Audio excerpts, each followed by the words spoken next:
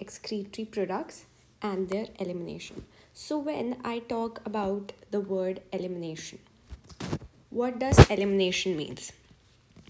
Elimination basically means removal.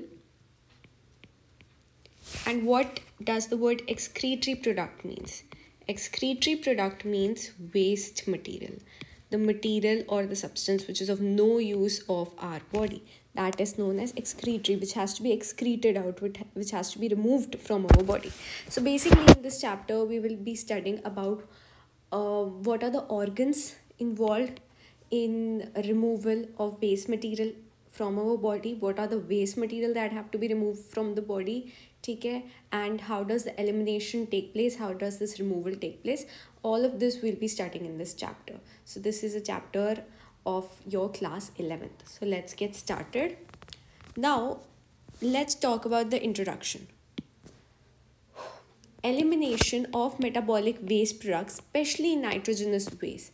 Introduction दूँ तो इस चैप्टर में एलिमिनेशन होएगी, एलिमिनेशन रिमूवल होएगी वेस्ट मटेरियल की. अब जो ये रिमूवल है बेसिकली स्पेसिफिकली जो नाइट्रोजनस वेस्ट है वो होता है. ठीक है, नाइट्रोजनस वेस्ट को हम 3 टाइप्स में डिवाइड करते हैं. The first is ammonia, the second is urea and the third is uric acid. The first is ammonia, the second is urea and the third is uric acid. Now these are the 3 nitrogenous waste. सबसे पहले let's talk about ammonia. Ammonia, अब first word मैंने यहाँ पे लिखा हुआ है ammonotelism. First ammonia में लिखा है ammonotelism, यूरिया में लिखा है यूरोटेलिज्म एंड यूरिक एसिड में लिखा है यूरिकटेलिज्म. What does this means? Ammoniatelism का मतलब क्या है? The process of removal. The process of removal of ammonia from the body of organism, this process is known as ammoniatelism. Similarly, urea की removal को आप क्या कहोगे? यूरियोटेलिज्म. एंड यूरिक एसिड की रिमूवल को we'll say यूरिकटेलिज्म. Now we are studying about ammonia. तो ammonia में first point we got to know that okay, ammoniatelism which is process of removal. Second point जो हमें पता चल रहा है that ammonia is the most toxic amongst these 3 most toxic substances ammonia. Third चीज़ जो हमें पता लग रही है that ammonia requires a large amount of water for the removal. Ammonia को बहुत ज़्यादा अमाउंट ऑफ वाटर की रिक्वायरमेंट होती है. क्यों? ताकि बॉडी में से रिमूवल हो जाए, ताकि बॉडी में से एमोनिया एक्सक्रीट आउट हो जाए. Now basically meaning that ammonia is water soluble. Ammonia will get soluble in water, water में सॉल्युबल होगा एंड उसके थ्रू, वाटर के थ्रू आपकी बॉडी में से बाहर आएगा. अब सबसे ज़्यादा वाटर किस में होता है? एक्वेटिक एनिमल्स में. सो एमोनिया सबसे ज़्यादा किस में होता है? एक्वेटिक एनिमल्स में. एक्वेटिक एनिमल्स इसे रिमूव कैसे करते हैं? They remove it through surface of skin, either by the surface of skin और बाय द गिल्स. ठीक है, formation of ammonia requires less amount of energy.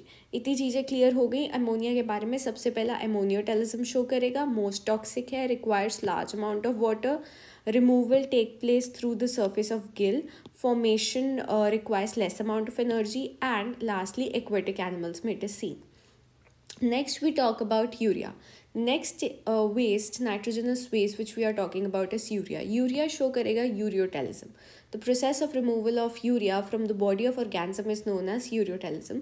It is less toxic as compared to ammonia. Urea थोड़ा less toxic है. ठीक है, requires less amount of water, less soluble to water. किससे compare कर रहे हैं हम यूरिया को? हम यूरिया को डायरेक्टली एमोनिया से कंपेयर कर रहे हैं. ठीक है, लेस टॉक्सिक है, requires less amount of water which means that it is less water soluble, produced by liver, transported by plasma and removed by kidney. This is a very important point. Let me star mark it. Produced by liver, transported by plasma and removed by kidney. Urea इस तरीके से चलता है. Then requires more energy. Ammonia से compare करें तो इसकी formation को ज़्यादा एनर्जी रिक्वायर होती है and it is seen in terrestrial which means basically urea आप किस में देखोगे? टेरेस्ट्रियल में. लास्टली हमारे पास आता है uric acid. Uric acid show करेगा यूरिकटेलिज्म. What will uric acid show? It will show urictelism, and uric acid is least toxic amongst these 3. Uric acid is least toxic, require least amount of water, मतलब सबसे कम, non water soluble है, retained for considerable time. आपकी body इसे एक considerable time, थोड़े time तक के लिए retain अपने अंदर रख सकती है. Requires most most amount of energy, इसकी फॉर्मेशन को सबसे ज़्यादा एनर्जी लगती है, and again it is terrestrial. Basically urea जो है you will see in human. Ammonia मैंने बता ही दिया that it is seen in aquatics of fishes. And uric acid आप देखते हो बर्ड्स में यूरिक एसिड काफ़ी ज़्यादा पाया जाता है. सो हमें समझ आ गया what are these 3 nitrogenous waste. सबसे पहली बात, there are 3 nitrogenous waste. The first one is ammonia, second is urea, and the third is uric acid. After that, we got to know about the various features of ammonia, urea, and uric acid. Let's go to the next slide. The next slide tells us about excretory products. Sorry, excretory structure. क्या बताती है next slide हमें? Next slide हमें बताती है about the excretory structure. So different class of animals will have different structure, right? They will have different excretory structure. So हमने किस किस का एक्सक्रीटरी स्ट्रक्चर पढ़ना है? हमने एक्सक्रीटरी स्ट्रक्चर सबसे पहले पढ़ना है invertebrates. Then we'll be studying about the excretory structure in vertebrates. Then we'll study about excretory structure in Platyhelminthes. Let me correct the spelling over here. Then we'll study in insects, and then we'll study in prawns. Okay. Now, if I talk about most of the invertebrates, let's एक minute पहले मैं ये spelling ठीक कर दूँ Platyhelminthes की यहाँ पे. So just a second.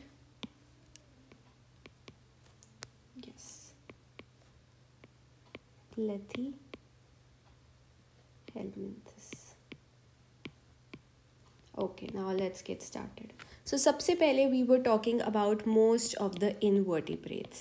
Most of the invertebrates में आप कौन सा excretory structure देखोगे?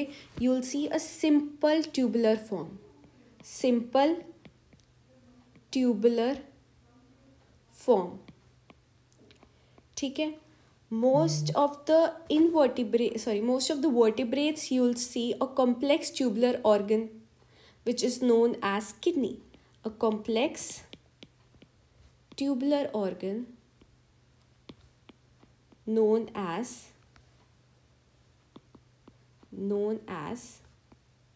kidney.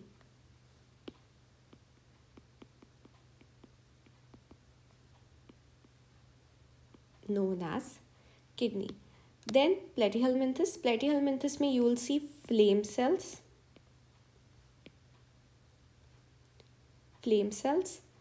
Then we talk about insects. So insects में you will see malphigian tubules.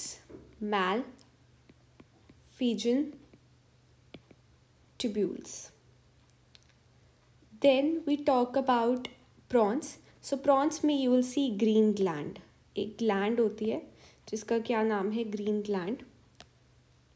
Also known as ANTENNA gland, anal gland.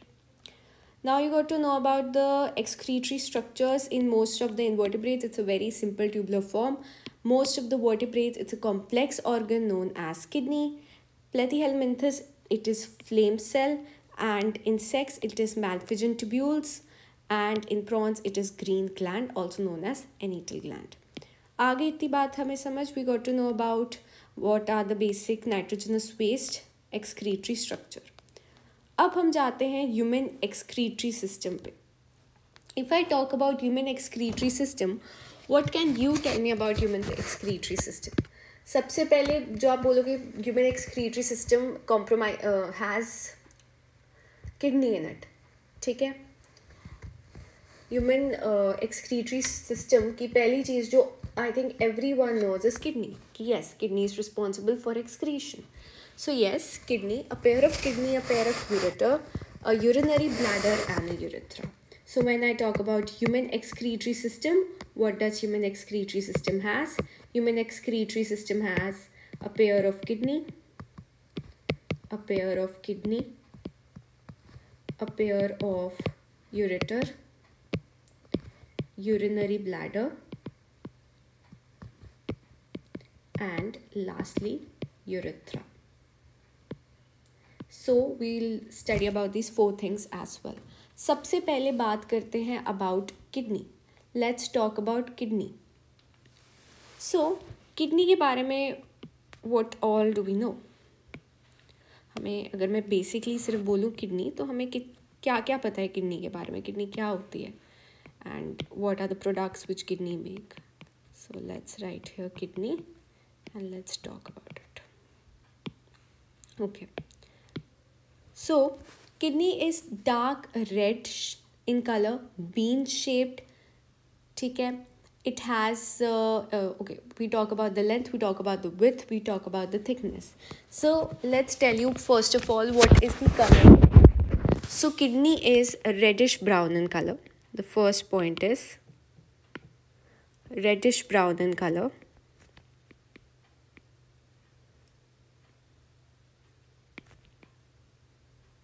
Reddish brown in color.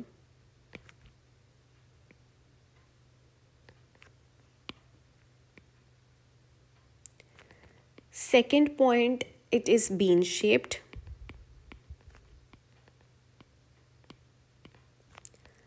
Third point of kidney is it is 10 to 12 centimeter long. 5 to 7 centimeter is the width. 2 to 3 centimeter it is thick. 120 to 170 grams is the weight. ठीक है जी, हमें इतना समझ आ गया. Now we talk about the location of kidney. Where is kidney located? Kidney is located at the level of last thoracic cavity and third lumbar vertebrae. Kidney की location के बारे में अगर मैं बात करूं, location of kidney is located at level of last thoracic cavity and third lumbar vertebral, close to the dorsal inner wall of abdominal cavity. अब this is the position, this is the location of kidney. कई लोगों को thoracic cavity and third lumbar vertebrae नहीं पता होगा. We'll study it in locomotion. In locomotion you'll get to know about the ribs. Ribs के कौन से bones होती हैं, कितनी bones होती हैं हमारी body में, we'll also get to know about that. And वहाँ पे you'll get clarified कि okay, what is thoracic cavity, last thoracic cavity मतलब क्या है and lumbar का मतलब क्या है. Okay, इतनी बात हमें समझ आ गई. Now we also have to know that towards the center of the inner concave surface of kidney there is a notch called helium through which the ureter, blood vessel and nerves enter or leave the kidney. So एक जगह है, एक position है kidney में which is known as helium. Helium is that point जहाँ से ureter, blood vessels, ये सारी चीज़ें किडनी को एंटर करती हैं और लीव भी करती हैं. I tell you in the diagram what I am talking about. ठीक है, now we come to 6 point which tells us about the protection of kidney. How is kidney protected? So if we talk about protection, kidney is protected by 11th and 12th rib cage की 11th and 12th bone से हमारी kidney protected है. Seventh point, left kidney is slightly higher, longer and nearer as compare to the right kidney. So if we talk about left kidney is slightly higher and longer. ठीक है, आपकी जो left side की kidney है, right के comparative it is a bit higher and a bit longer. Now we got to know about the 7 points of kidney. Correct, इतना हमें समझ आ गया किडनी के बारे में. अब the next thing which you need to know about kidney is the outer layer of the kidney is tough capsule. Kidney की outer layer is tough. Tough का मतलब क्या होता है? यहाँ पे जब हम यूज़ कर रहे हैं मतलब strong. It is a tough capsule. Inside the kidney there are two zones, an outer cortex and the inner medulla. Inside the kidney there are two zones. पहला zone is outer cortex and second zone is inner medulla. ठीक है. Now a human kidney possesses 2 to 3 major callus which open into the renal pelvis, which in turn leads to the ureter. The medulla is divided into few conical masses.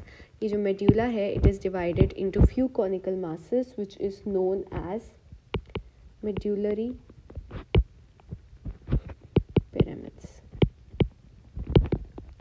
Medullary pyramids. Okay.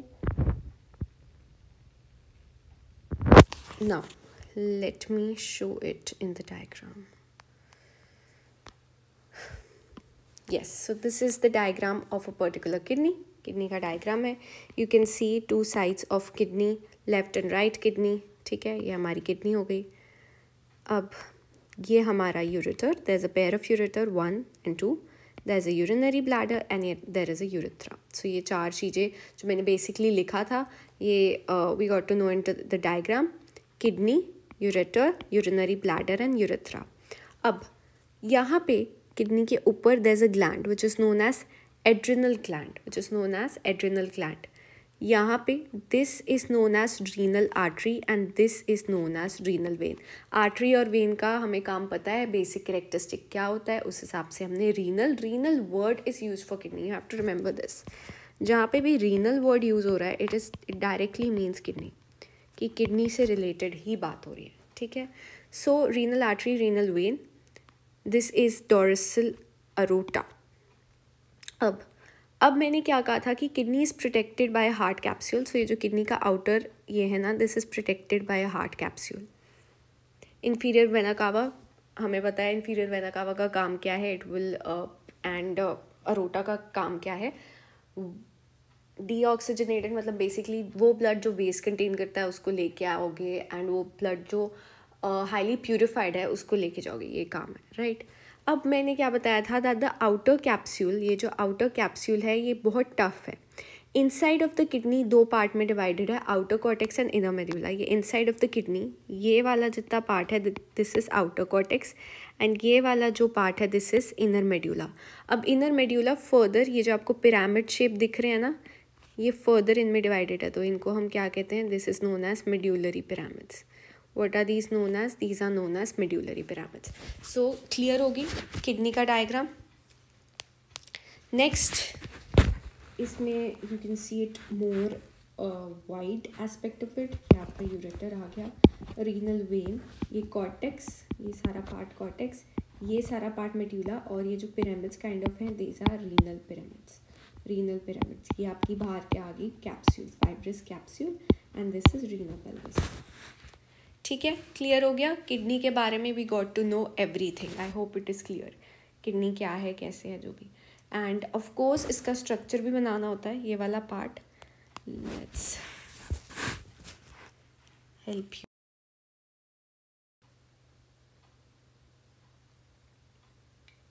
Okay, so human excretory system हो गया. We got to know about the kidney. Next चीज़ which you need to know about is ureters. What are ureters? Let's write on the new slide. Ureters. So हमने अभी पढ़ा कि जैसे kidney pair में present है वैसे ये भी पेयर में प्रेजेंट है. ठीक है. They are 2 in number. So the first point 2 in number, which basically means pair. Second point is 20 to 30 centimeter long.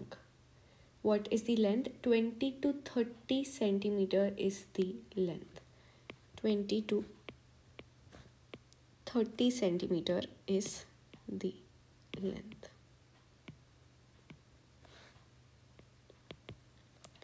Then opening of the two ureters in the urinary bladder are separate. Okay अच्छा, ये चीज़ समझो कि ureters आ कहाँ से रहे हैं. एक part तो इनका इज़ टूवर्ड्स द किडनी, एक तो किडनी है और दूसरा अटैच कहाँ पे है, urinary bladder. So basically kidney से शुरू होते हैं. They start from the kidney, kidney is the starting point and goes to the urinary bladder. और ऐसा नहीं है कि एक ही साइड से यूरिनरी ब्लैडर में जुड़े हुए हैं, no, two different sides. Okay, so this is about ureters, two in number, 20 to 30 centimeter in length, and then they start from kidney and end into the urinary bladder. Next चीज़ जो हमारे पास है that is urinary bladder. अब ये urinary bladder क्या है? Urinary bladder, so bladder basically क्या चीज़ होती है? Which holds something that is known as bladder. So urinary bladder holds urine, simple. First though, if we talk about the shape, so it is pear in shape. Yeah, pear shaped structure. This structure is made so that it can hold bladder है ना, so it has to hold something so it can hold urine. Okay, now it is made up of smooth involuntary muscles. It is made up of smooth involuntary muscles. अब देखो smooth involuntary muscles का मतलब क्या है? Involuntary, जो voluntary मतलब हमारे action पे नहीं चलेगी, हमारी इंडिकेशन पे नहीं चलेगी. इनवॉलेंट्री का मतलब it will work according to the system, it will work accordingly it is made. आपका ब्रेन उस चीज़ को होल्ड नहीं कर सकता, आपका ब्रेन सिग्नल नहीं देगा. इनवॉलेंट्री मतलब जहाँ पे ब्रेन के सिग्नल्स काम नहीं कर रहे.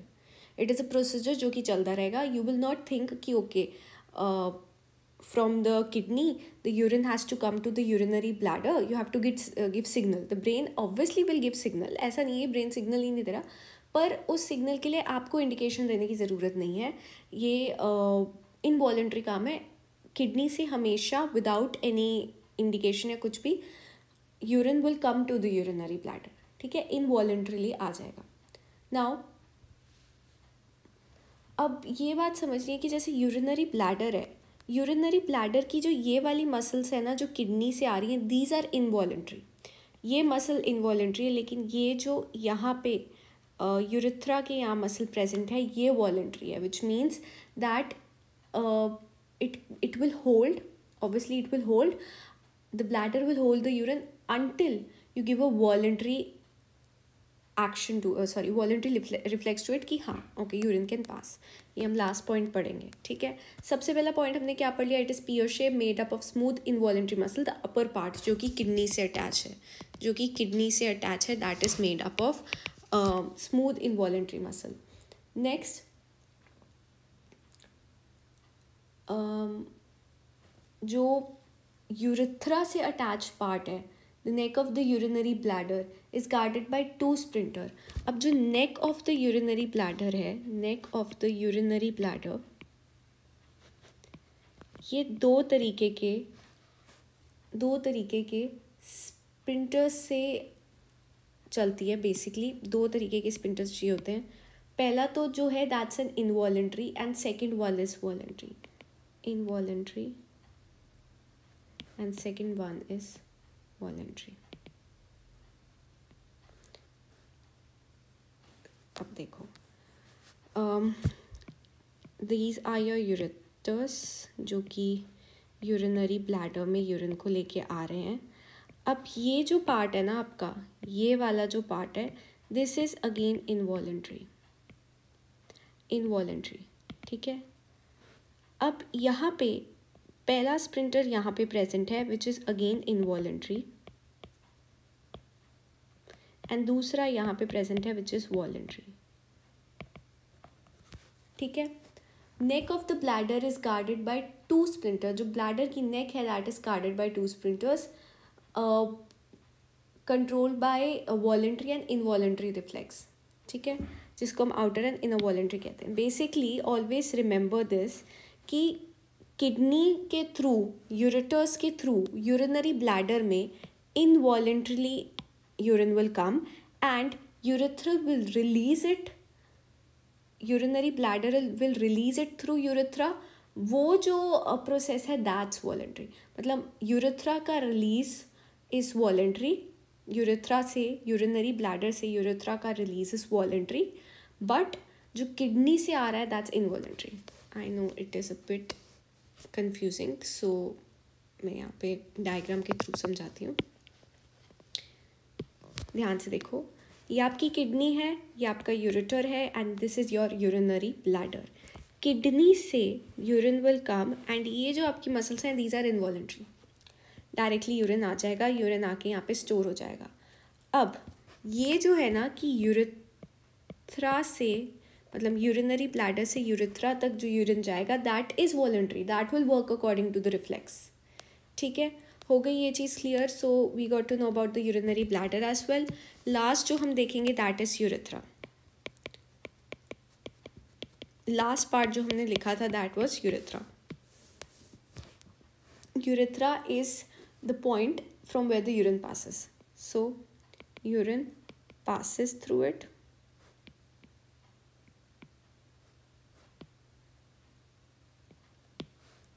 Second point, again this is connected to the urinary bladder, connected to the urinary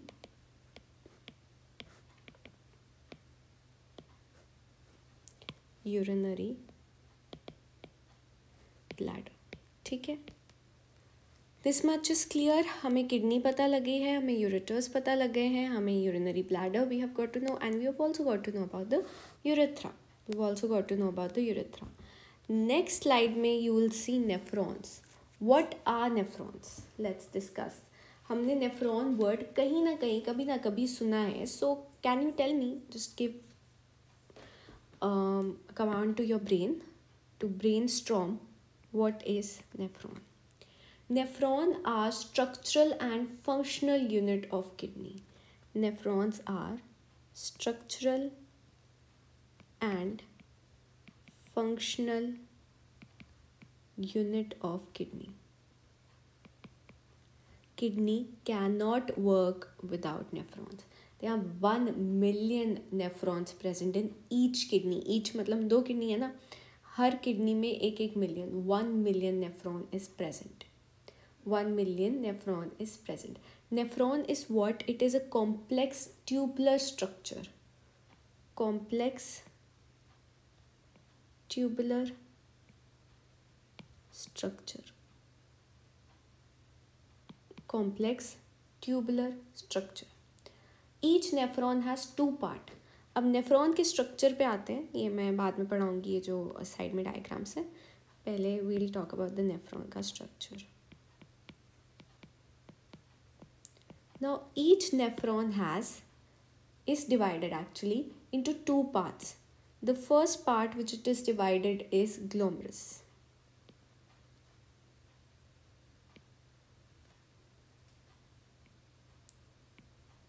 And the second part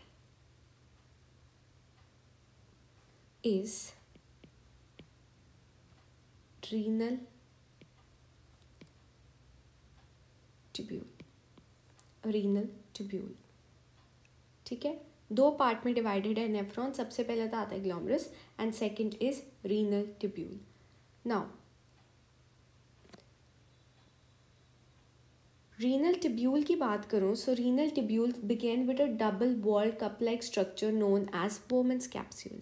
renal tubule begins with, start होती है with a cup like structure which is known as Bowman's capsule. ये सारी चीज़ें आपको clear होंगी through the diagram. Will clear it through the diagram. So Bowman capsule से renal tubule will start which encloses the glomerulus. So this Bowman capsule encloses the glomerulus. अब basically मुझे एक chart सा बनाने दो and then I clear it through the diagram. ठीक है, nephron 2 parts में डिवाइडेड है which is glomerulus and renal tubule. Renal tubule basically starts from the Bowman's capsule and Bowman's capsule encloses the glomerus. इतनी बात हमें समझ आ गई. Glomerus along with the Bowman capsule is known as Malpighian body. Glomerus plus the Bowman's capsule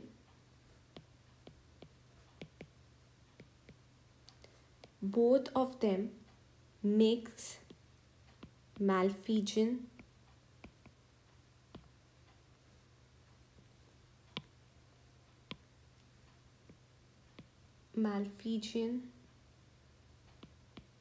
body or renal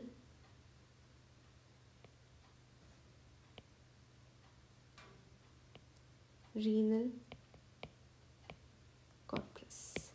okay, इतनी बात हमें समझ आ गई. Now the tubule continues further to form a highly coiled network, proximal convoluted tubule, a hairpin structure, Henle's loop, and next part is DCT, which is distal convoluted tubule. Now these tubule continues further, ये जो tubules हैं ये further continue करेंगी. This tubules will continue further, will give you PCT, which is proximal convoluted tubule, will give you a hairpin kind of structure which is known as Henle's loop, and then will give you DCT. ये main चीज़ हमें समझ आनी चाहिए. अब बहुत ज़्यादा confusion होगी कि what is Bowman capsule, what is glomerulus, what is renal tubule, क्या क्या है सब कुछ. So let's come to this diagram and understand everything. अब ये जो पार्ट है ये है आपका proximate convoluted tubule, afferent, Bowman's capsule and, ठीक है. अब सबसे पहले यू नीड टू अंडरस्टैंड कि ये जो हमारा डायग्राम है ये कप लाइक स्ट्रक्चर जो आप देख रहे हो, cup like structure which is holding a lot of thing, ये कप लाइक स्ट्रक्चर आपका बोमेंस कैप्सूल है. कप के अंदर, कप लाइक स्ट्रक्चर के अंदर जो है दैट इज ग्लोमरस. अब आपको समझ आया why was it written that Bowman's capsule encloses. Encloses मतलब ग्लोमरस के आसपास जो चीज़ है that is Bowman's capsule. Bowman's capsule के अंदर क्या है, ग्लोमरस, मतलब बोमेन कैप्सूल एनक्लोजेस ग्लोमरस. ये वाला पॉइंट क्लियर हो गया. ये पॉइंट क्लियर हो गया that Bowman capsule encloses the glomerulus. Second जो पॉइंट था आपका renal tubule makes the Bowman's capsule. अब जो रीनल टिब्यूल्स है ना, इन रीनल टिब्यूल से हमारा बोमेंस कैप्सूल बना हुआ है. अब नेक्स्ट मैंने क्या बात की, दैट ग्लोमरस एंड बोमेन कैप्सूल, ये जो आपका कप लाइक स्ट्रक्चर है ना इतना, इसको हम कहते हैं मैल्फिजियन बॉडी. इसको हम क्या कहते हैं, मैल्फिजियन बॉडी या फिर रीनल कॉर्पस. इतनी बात हमें समझ आ गई. नेक्स्ट मैंने क्या कहा था, that the tubule is further divided into PCT, DCT and hairpin structure. So सबसे पहले देखो PCT which is proximal convoluted tubule, PCT. ये जो स्ट्रक्चर बोमेंस कैप्सूल से ऐसे नीचे डिसेंड कर रहा है, ठीक है, ये है आपका पीसीटी. ये इतना स्ट्रक्चर, दिस इज पीसीटी.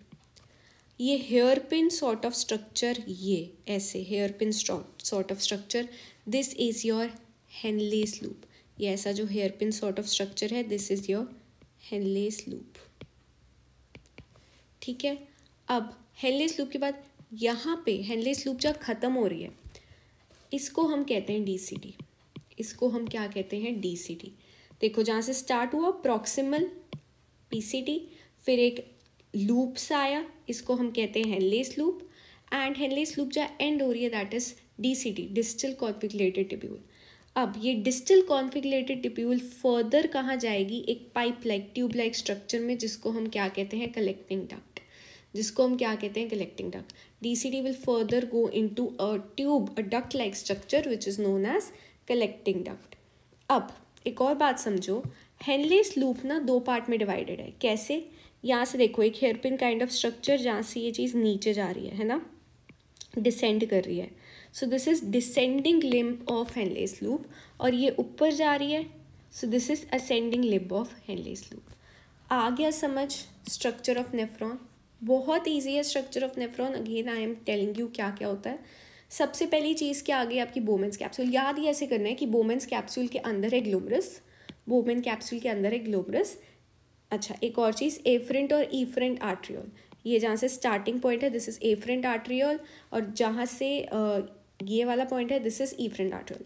ये इतना अभी भूल जाओ। सबसे पहले क्या है, बोमेंस कैप्सूल। बोमेंस कैप्सूल के अंदर क्या है, बोमेंस कैप्सूल के अंदर है glomerulus. So glomerulus is Bowman capsule encloses the glomerulus. उसके बाद नेक्स्ट जो पार्ट आता है, starting part, that is known as proximal convoluted tubule which is PCT.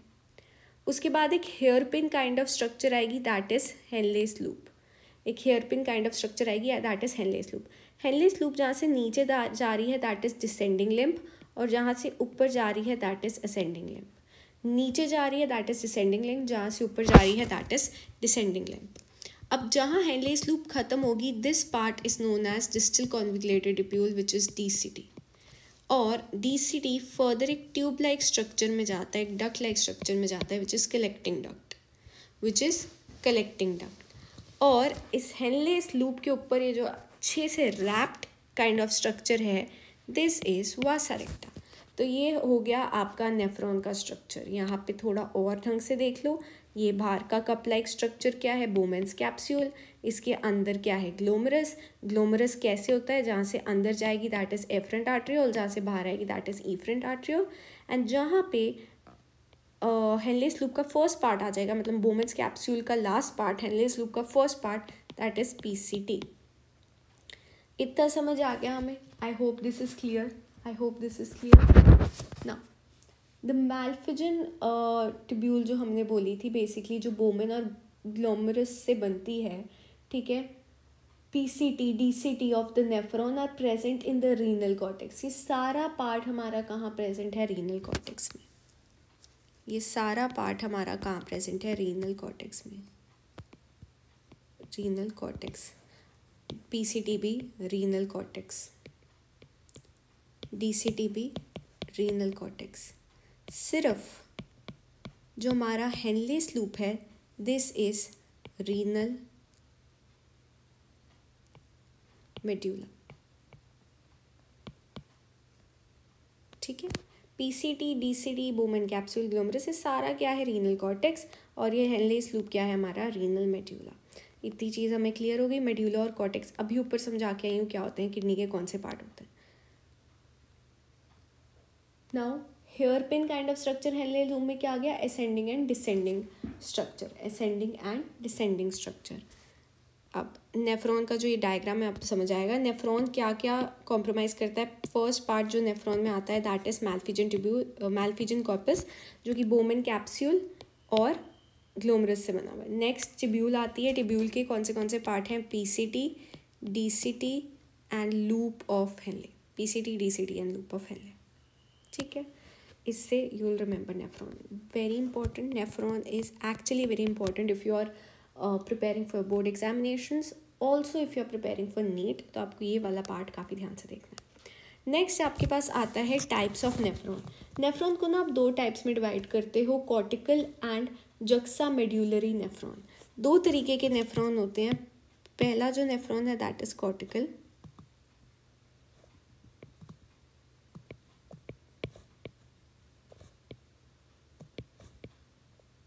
Cortical, and second वाला जो है that is juxtamedullary nephrons.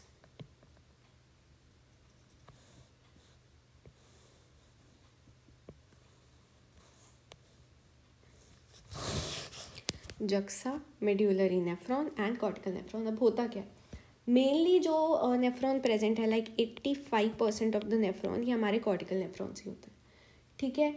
इसमें loop of Henle is too short. Cortical nephrons की खासियत क्या होती है, दैट लूप ऑफ हेनले या Henle's loop is very short, and second point जो होता है, it extends very little into the medulla, extends very little to medulla. Next जो जक्सा मेड्यूलरी नेफ्रॉन है, 100 में से 85 माइनस करो, 15% of the nephron are juxtamedullary. उसके बाद loop of Henle is long, loop of Henle जो है long है, एंड बहुत वाइडली, क्योंकि लूप ऑफ हेनले बड़ा है तो मेड्यूला में ज़्यादा एक्सटेंड करेगा।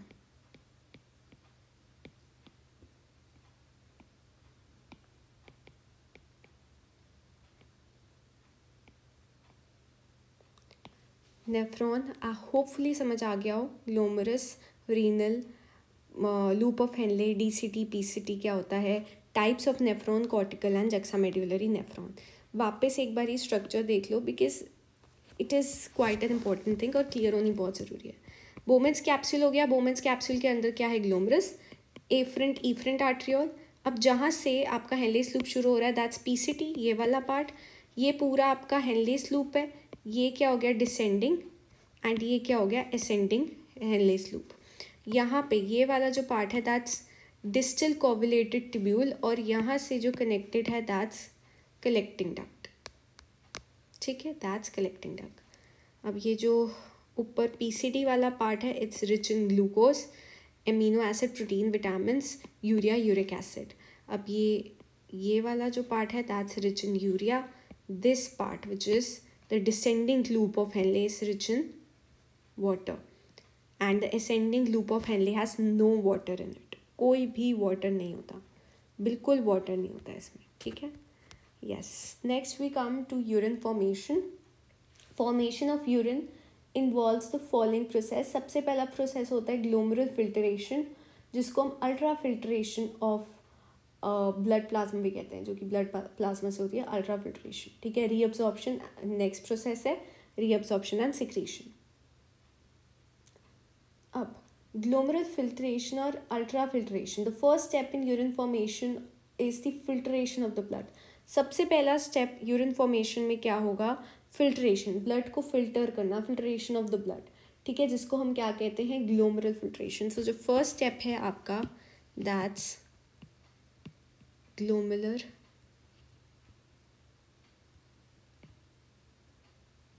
फिल्ट्रेशन.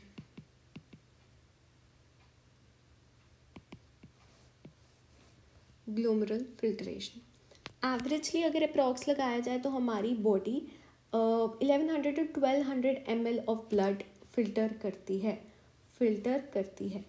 ठीक है, नाउ कितना अमाउंट ऑफ ब्लड फिल्टर होता है, 1100 to 1200 ml of blood is filtered by the kidney per minute. हर एक मिनट इतना अमाउंट ऑफ ब्लड फिल्टर हो रहा है, विच इज़ रफली 1/5 of the blood pumped out by each ventricle of the heart in a minute.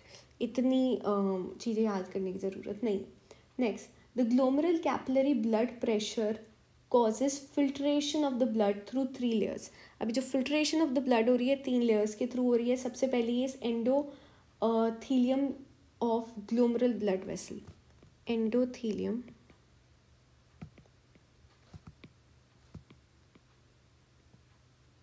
of glomerular blood vessel. Second जो है that is epithelium of Bowman's capsule. Epithelium of Bowman's capsule. Third जो आपके पास है that is the basement membrane. Basement membrane. So ये 3 layer है. इन 3 layer के through सबसे पहली लेयर कौन सी होगी आपकी, सबसे पहली layer is your endothelium glomerular vessel, then is epithelium of Bowman's capsule, and third is basement membrane. पहला स्टेप क्या है, ग्लोमेरुलर फिल्ट्रेशन करना, जो कि इन 3 लेयर्स से होगी. ठीक है, इतनी बात हमें समझ आ गई. Next,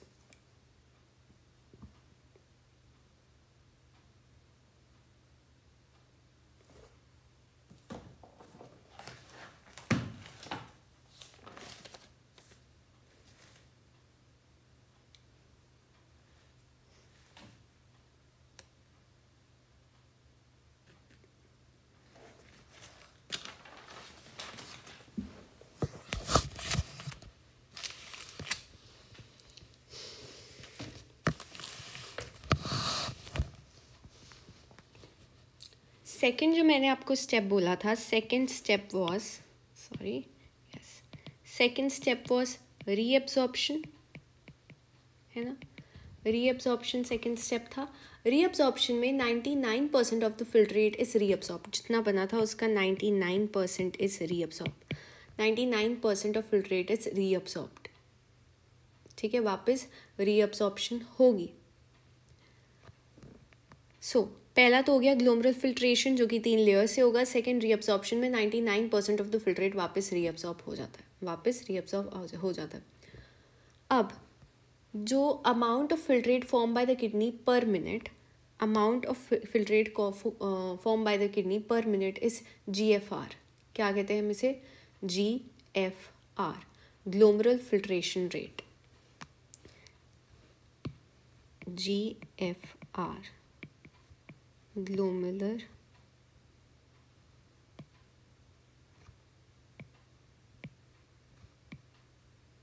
filtration rate, glomerular filtration rate which is GFR। कितना अमाउंट होता है? 125 ml पर मिनट, ठीक है, या फिर 180 लीटर पर डे। 125 ml पर मिनट या फिर 180 लीटर पर डे। रीअब्जॉर्प्शन क्या होती है? 99% ऑफ द फिल्ट्रेट इज रीअब्जॉर्ब्ड। इतनी बात हमें समझ आ गई। अब आपको याद होगा PCT DCT अभी हम ऊपर पढ़ के आए। PCT में वाटर रीअब्जॉर्ब होता है एंड DCT में DCT भी वाटर अब्जॉर्ब करेगी, पर तब अब्जॉर्ब करेगी जब नीड हो, जब नीड हो। PCT में तो होना ही सिर्फ वाटर रीअब्जॉर्ब है, लेकिन DCT कब रीअब्जॉर्ब करेगी वाटर को? When there is a need, when there is a need. Next, ये जो आपका डिसेंडिंग लिम्प है ना, descending limb and ascending limb, किसकी बात कर रहे हैं हम? हेनलेस लूप की। यस, ये जो आपका डिसेंडिंग लिम्प है, this descending limb is permeable to water and impermeable to electrolytes। Water को परमिएबल है, इलेक्ट्रोलाइट को इम्परमिएबल। एंड जो आपका असेंडिंग लिम्प है that is permeable to electrolyte and impermeable to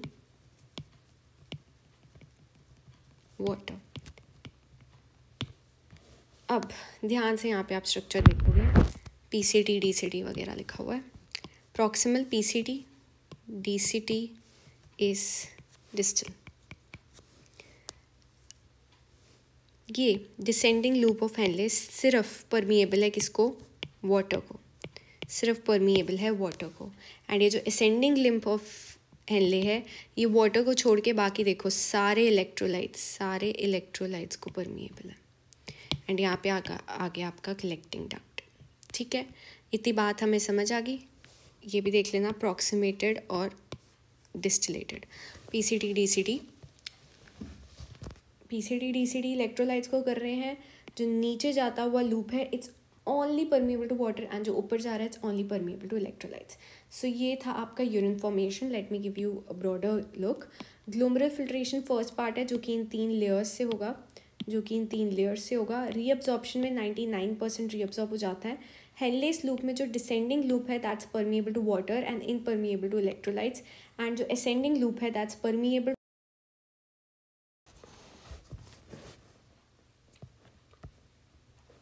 Okay, so we have discussed about urine formation. The next thing we'll be discussing about is counter current mechanism. Now, counter current mechanism basically is a mechanism operating in parallel running tubes, just as vasa recta and Henle's loop. So it is a movement of fluids in opposite direction. अब counter current mechanism की need क्या है हमें? Counter current mechanism is needed so that it is actually a special mechanism for concentration of urine. ठीक है, it is a mechanism in kidney, it is a special mechanism of kidney for concentration of urine. its main feature is of juxtamedullary nephron. हमने ऊपर दो तरीके के nephron देखे थे, cortical and juxtamedullary. So juxtamedullary nephron is included in it, and basically counter current mechanism एक special तरीके का mechanism है जो कि kidney में take place करेगा for concentration of urine की concentration के लिए, ठीक है. Now if I talk about counter current mechanism, you need to know that counter current mechanism involves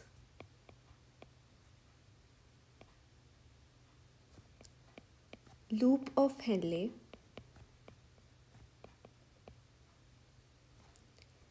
vasa recta, collecting duct, and lastly interstitial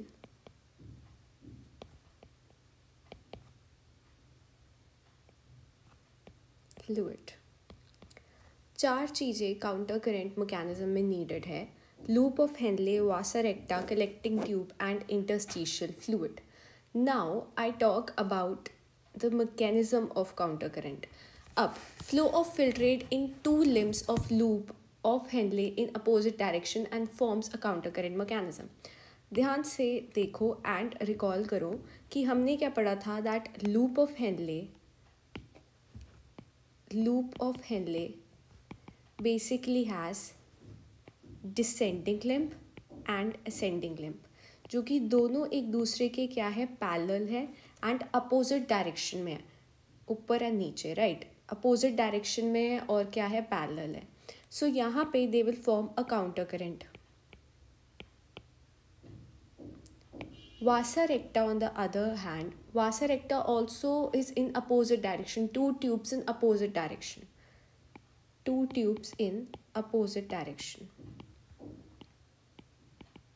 तो ये भी क्या फॉर्म करती है, counter current.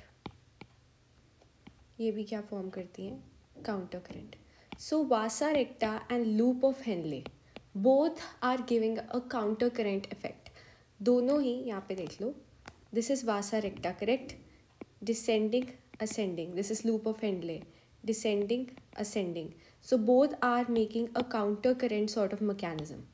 The direction of fluid की movement का direction is opposite. ठीक है? Let's talk about it further.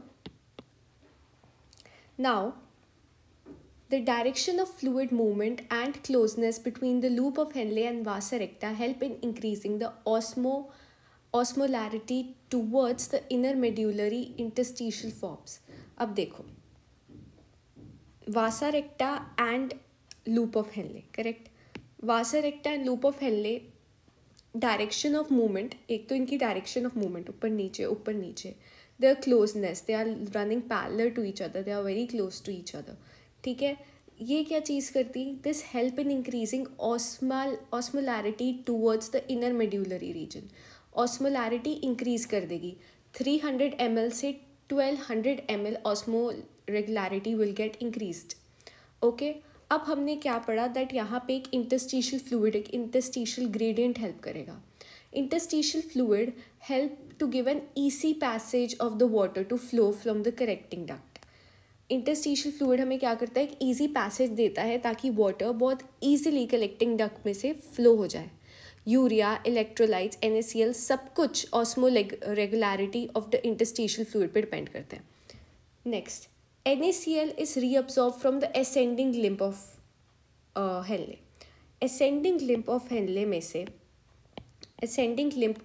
में से हमारा NaCl इलेक्ट्रोलाइट रीअब्सॉर्ब होता है, correct, and is exchanged with the descending limb of vasa recta, and this entire thing is exchanged with descending limb of vasa recta.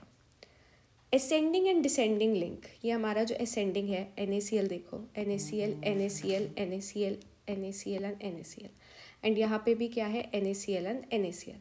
Okay, so vasa recta का descending loop और Henle's loop का ascending loop, दोनों चीज़ें क्या कर रही हैं, दोनों सेम फंक्शन परफॉर्म कर रहे हैं. ठीक है, as vasa recta rises up, जैसे जैसे vasa recta will get raised up, उसका fluid will get raised up. It returns the NaCl to the interstitium and absorb the water. जैसे जैसे vasa recta will rise up, जैसे जैसे vasa recta will rise up, water will come into play. NaCl हट जाएगा and water will come into play. ठीक है. Now small amount of urea is also reabsorbed in the segment of ascending limb. Urea भी क्या होगा, urea भी reabsorb होगा. Urea will also get reabsorb. ठीक है. एंड ह्यूमन किडनी जो है ये फंक्शन बार बार परफॉर्म करती रहती है. सी अभी भी काउंटर करेंट मैकेनिज्म में बहुत ज़्यादा डाउट्स होंगे. Okay, let me give again explain it to you. Counter current mechanism basically is a mechanism जो कि कंसनट्रेशन ऑफ द यूरिन में हेल्प करेगा. हमारी बॉडी किडनी बहुत ज़्यादा यूरिन बना रही है एंड इतना urine should not come out of your body. बहुत ज़्यादा अमाउंट ऑफ यूरिन भी हमें अपनी बॉडी में से बाहर नहीं चाहिए. तो किडनी क्या करती है, उसे रीअब्जॉर्ब करती है. रीअब्जॉर्ब करने के लिए और कंसनट्रेट फॉर्म में लाने के लिए वो एक मैकेनिज्म फॉलो करती है जिसको हम क्या कहते हैं, counter current mechanism. Concentration of urine करने के लिए वो एक मैकेनिज्म फॉर्म करती है जिसको हम कहते हैं काउंटर करेंट मैकेनिज्म. अब काउंटर करेंट मैकेनिज्म में 4 चीज़ें will come into play, 4 things will come into play. First is loop of Henle, second is vasa recta, third is collecting duct and fourth is interstitial spaces. इतना part ये तो आपका Bowman capsule और glomerulus हो गया. This part is your vasa recta, this part is vasa recta and ये जितना भी पार्ट है आपका नेफ्रॉन का, juxtamedullary nephron basically involve होता है इसमें. This is Henle's loop.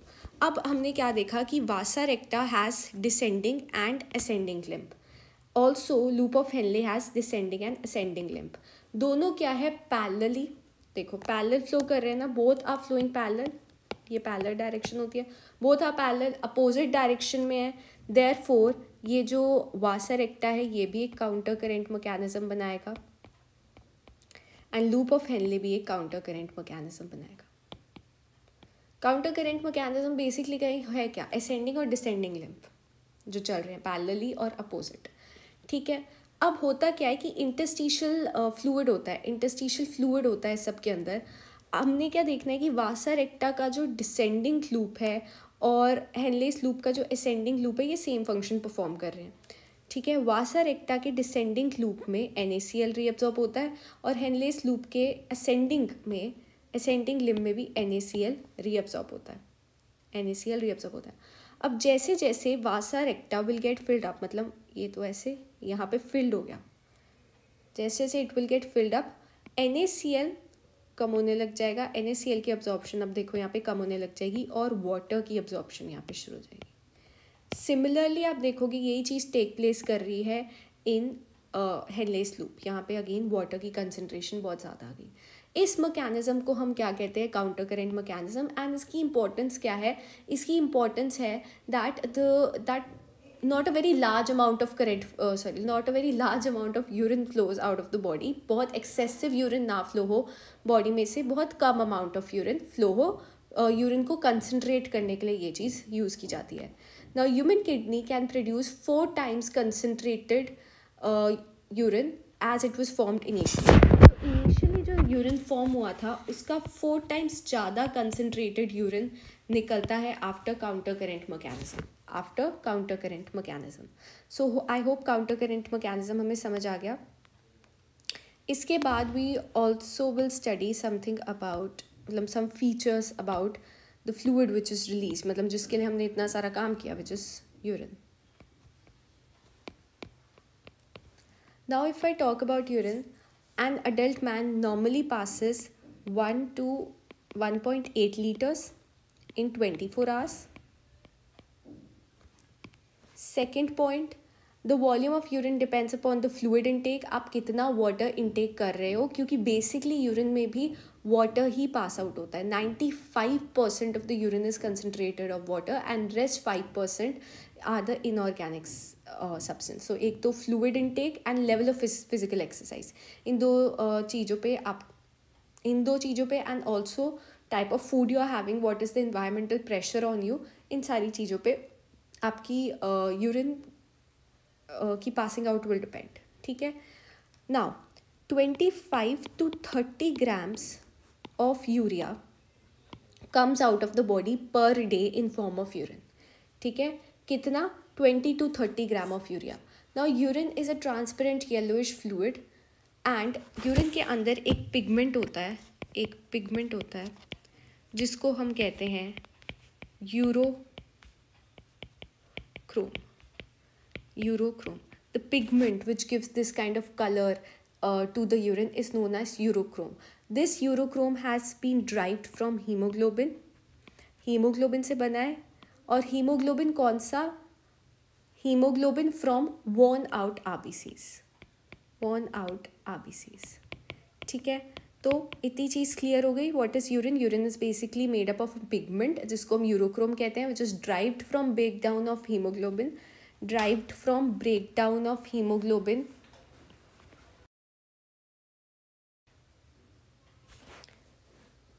Okay. Pigment urochrome, breakdown which is made from breakdown of hemoglobin, derived from breakdown of hemoglobin, which is formed by worn out RBCs. इतनी चीज़ हमें clear हो गई. Next point we'll go through is what does the urine consist of? So if I talk about urine basically consists of two things, which is water and inorganic substance. 95% is water and the rest 5% is inorganic substance. ठीक है, mainly क्या होगा? Water होगा और बाकी का 5% क्या है? इनऑर्गेनिक सब्सटेंस है. अब यूरिन जब यूरिनरी ब्लैडर में पड़ा रहता है, so it get changed to ammonia. क्या होगा? एमोनिया में चेंज हो जाएगा. And because of this change, ये एमोनिया जो है ना, it will give us an unpleasant smell. ठीक है, this ammonia gives an unpleasant smell. So if urine is for example in urinary bladder as well, तो वो एक स्मेल आती है. एंड ऑल्सो अगर यूरिन कहीं पे भी फॉर्म होके रह जाएगा, यूरिन कहीं पे भी इकट्ठा होके रह जाएगा, तो वहाँ से एक अनप्लेजेंट स्मेल आती है. दैट इज़ बिकॉज यूरिन में जो यूरिया था वो किस में चेंज हो गया? एमोनिया में चेंज हो गया. एंड ये एमोनिया जो है, ये ammonia will give you unpleasant smell. So urine में बेसिकली यूरिया था. This urea got change into ammonia due to time. एक जगह बहुत टाइम के लिए पहुँच रहा. And this ammonia give you that unpleasant smell. Okay, this is clear. We are clear with urine as well. Next हमारे पास आता है regulation of kidney function. Now the functioning of kidney is efficiently monitored and regulated by our hormonal feedback. जितनी भी आपकी kidney की functioning है ना, ये हार्मोनल फीडबैक देगी और ये बहुत अच्छी तरीके से मॉनिटर होती है. ठीक है, मॉनिटर होती है. And there are few hormones which are responsible in the formation of in regulation of kidney. अगर ये वाले हार्मोन्स नहीं होंगे तो कुछ ना कुछ ऊपर नीचे हमें प्रॉब्लम आती रहेगी किडनी में. सबसे पहला हार्मोन जो हम पढ़ेंगे which is responsible is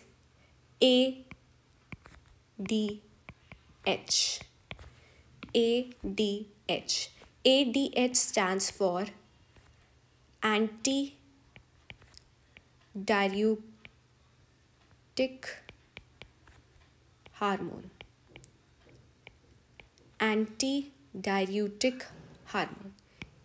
ADH किसके लिए स्टैंड करेगा? एंटी डाययूरेटिक हार्मोन के लिए. नाउ एंटी डाययूरेटिक हार्मोन तब रिलीज़ होता है जब बहुत ज़्यादा मतलब वाटर रीअब्जॉर्ब ज़्यादा हो रहा है. ठीक है, the osmoreceptors in the body are activated by change in volume of blood volume या बॉडी फ्लूइड. किसी भी तरीके का आयनिक कंसनट्रेशन चेंज, या फिर हम क्या देखें, an excessive loss of fluid. Body में से बहुत ज़्यादा लॉस ऑफ फ्लूइड आ रहा है, मतलब यूरिन में फ्लूइड वाटर बहुत ज़्यादा ही लॉस कर रहा है. तो क्या होगा? ADH will get activated. ये DCT को बोलेगा कि वाटर को ज़्यादा रीअब्जॉर्ब करो. Releasing of ADH causes increase in reabsorption,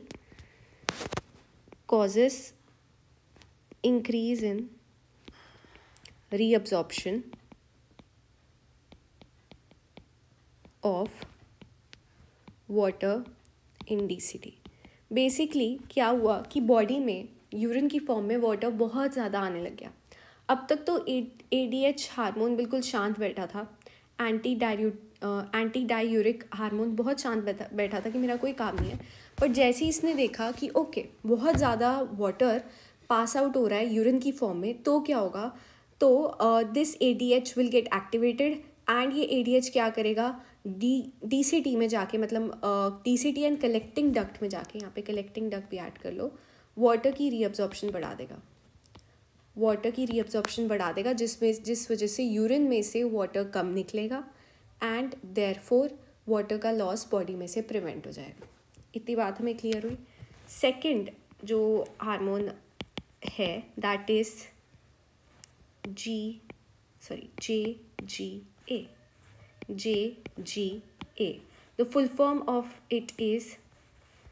form for the same is juxtaglomerular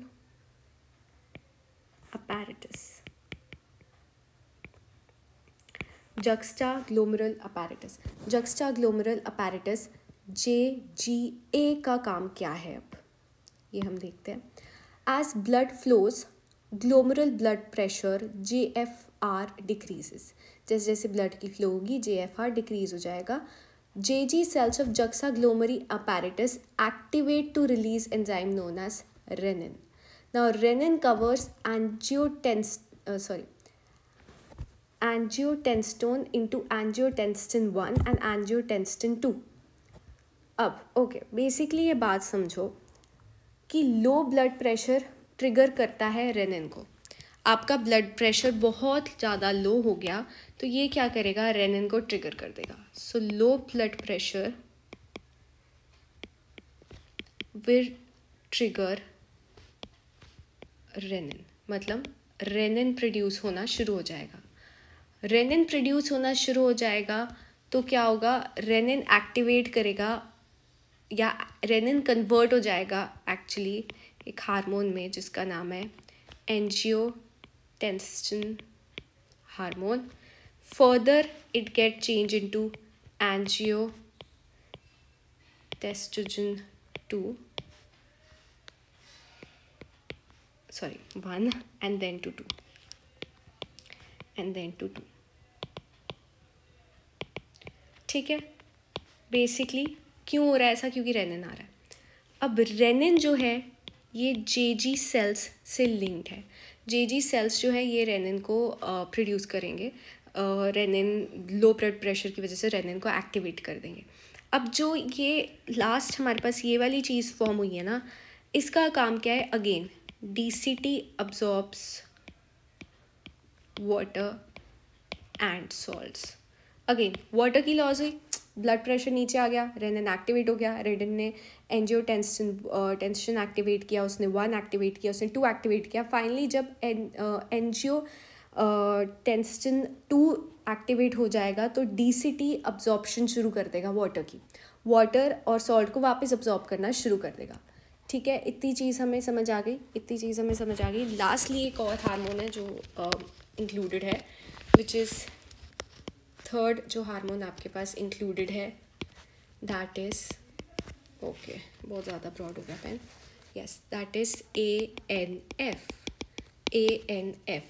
ANF का फुल फॉर्म है arterial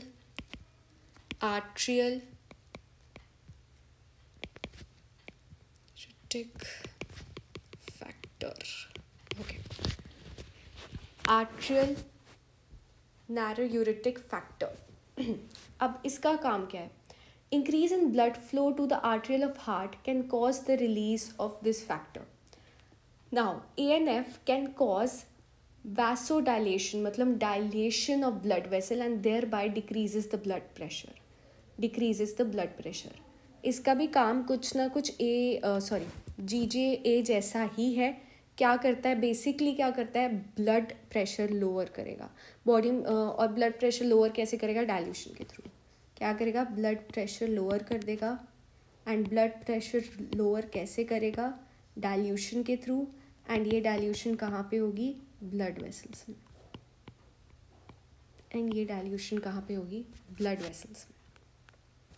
okay, regulation of hormone भी हमें समझ आ गया, ADH, JGA and ANF. These are the three which we studied.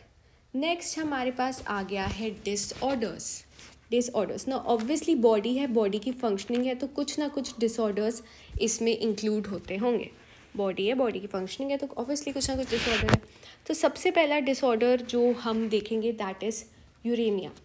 पहला disorder जो हम देख रहे हैं that is uraemia. Just a second. Yes, first disorder that we'll study about is, I'm very annoyed with the pen size. Okay, yes. Uremia. Second disorder जो हमने देखना है that is kidney stone. Second disorder जो हमने देखना है that is kidney stone. Third disorder which we'll study is kidney failure. And kidney failure में एक और पार्ट आता है which is haemodialysis. Very short and cute part. Okay, easy to understand. अब सबसे पहले बात करते हैं यूरेमिया के बारे में. यूरेमिया का मतलब है कि आप the presence of excessive amount of urea in blood. बहुत ज़्यादा excessive amount of urea blood में आ गया. ठीक है, माल फंक्शनिंग होती है बेसिकली किडनी की. क्यों हो जाती है? क्योंकि यूरिया का अमाउंट बहुत ज़्यादा आ जाता है, बहुत ज़्यादा यूरिया का अमाउंट इंक्रीज़ हो जाता है, जिस वजह से excretion of urea in the kidney tubules will also get decreased. मतलब बहुत ज़्यादा अमाउंट ऑफ यूरिया आ गया. अब किडनी इतना ज़्यादा अमाउंट ऑफ यूरिया भी बॉडी में से नहीं निकाल सकती, जिस वजह से क्या हो जाता है, किडनी फेलियर हो जाता है. It's highly harmful and leads to kidney failure. Basically what is uraemia? Presence of, देखो यूरिया तो होना ही होना है बॉडी में, बट यूरेमिया क्या है? Presence of excessive amount of urea.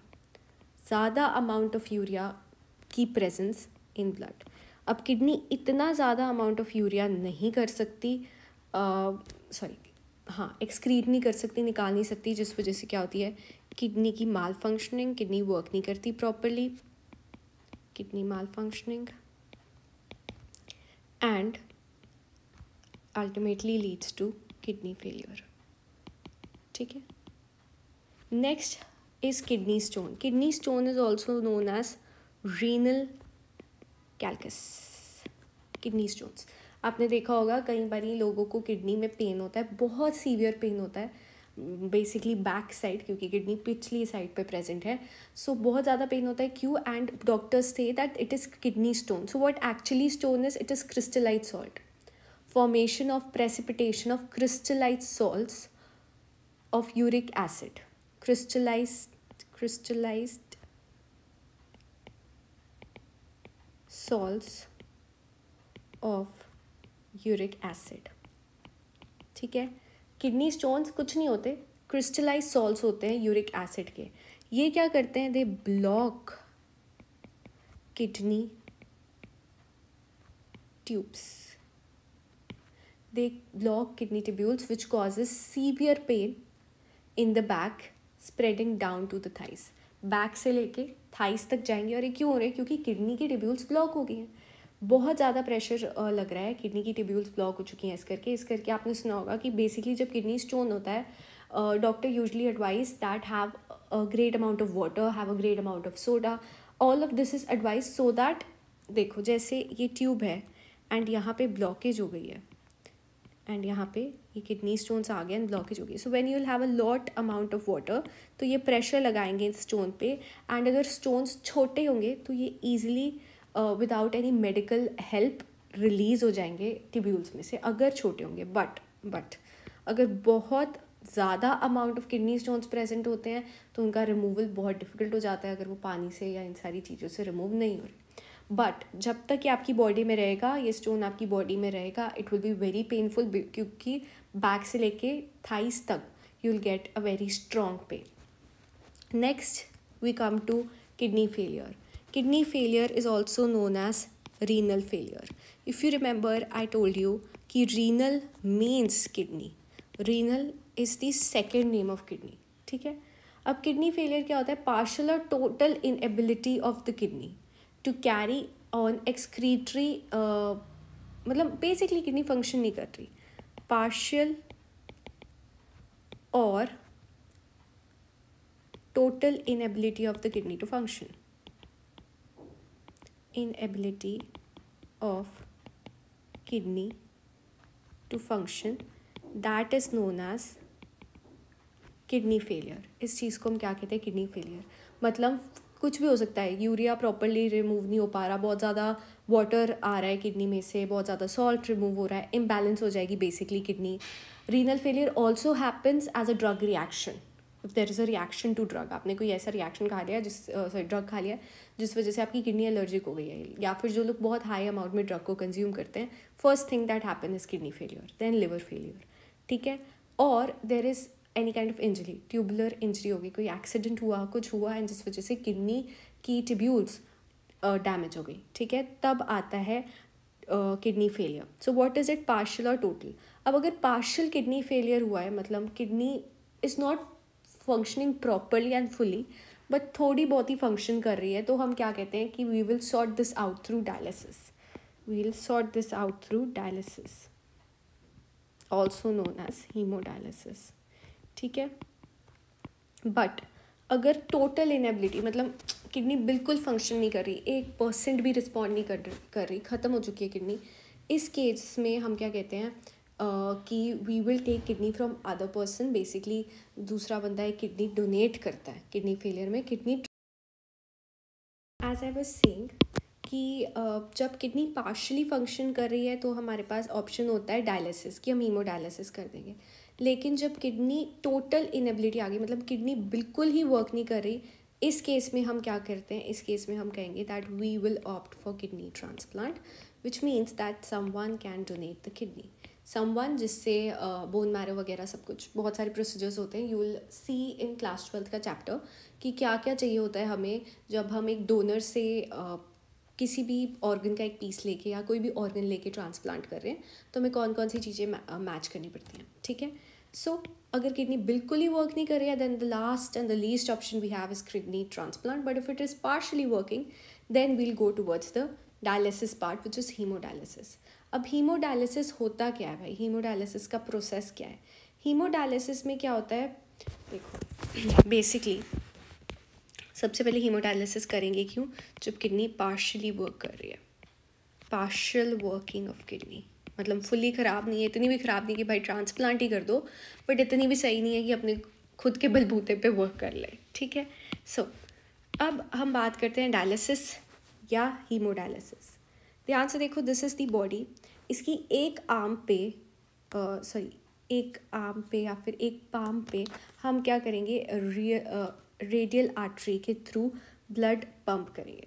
ध्यान से देखना, यहाँ पे होता है fresh dialysing solution. Fresh dialysing solution यहाँ पे होता है constant temperature bath, use dialyse solution, compressed carbon dioxide and air.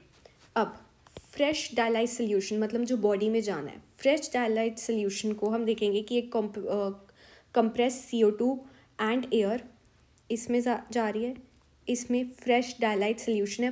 Fresh dialyse solution को हमें सेल मेम्ब्रेन में, यहाँ से ये सेल मेम्ब्रेन में जाएगा, कांस्टेंट टेम्परेचर होगा एक, और सेल मेम्ब्रेन में एक्चुअली सेलोफोन मेम्ब्रेन क्या होती है, एक तरीके की मेम्ब्रेन जिससे ये सोल्यूशन पास करेगा एंड फर्दर आगे ब्लड में पंप होगा. ठीक है. सो यहाँ से it will go into the artery. ठीक है. ब्लड कॉन्स्टेंटली पंप भी हो रहा है, और वेन से जो बॉडी में यूज़ हो चुका है उसको हम रिमूव कर देते हैं. उसको हम क्या कहते हैं, रिमूव कर देते हैं. सो यूज़ जो कि बॉडी में से यूज़ हो गया उसको बाहर डाल देंगे एंड फ्रेश को सेलोफोन मेम्ब्रेन के थ्रू अंदर डाल देंगे. सेलोफोन मेम्ब्रेन दोनों पार्ट्स में यूज़ होगी. Cellphone membrane will be use in both the parts. जब आप फ्रेश डायलाइट सोल्यूशन को अंदर डाल रहे हो बॉडी में, और जब आप निकाल रहे हो, दोनों पार्ट में this will be used. So basically this is haemodialysis. एक एक्स्ट्रा पार्ट था अंडरस्टैंडिंग, बट मतलब आपने बेसिकली एक डायग्राम देख लिया, so it will be in your mind कि ठीक है ऐसे होता है. नाउ ये हो गया. लास्टली हमारे पास एक और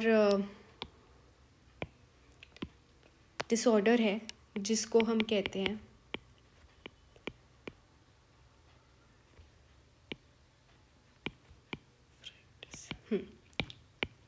ग्लोमेरुलर नेफ्राइटिस।